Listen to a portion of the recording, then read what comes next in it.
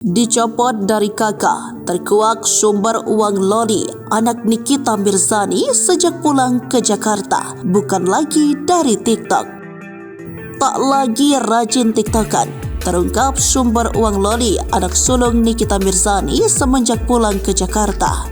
Belum lama ini Laura Mirzani alias Loli pulang dari perantauannya di Inggris.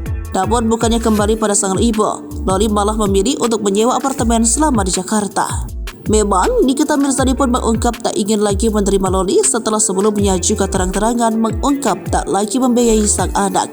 Lantas, dari mana sumber penghasilan Loli? Tanpa ibunya, Loli berusaha hidup mandiri dan bekerja mencari uang sendiri.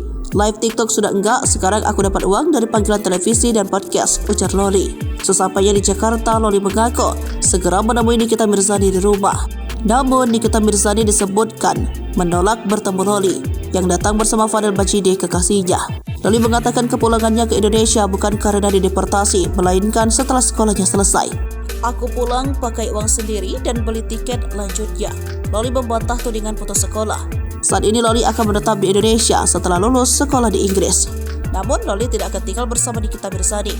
Aku tinggal di apartemen tanpa babah, ujar Loli.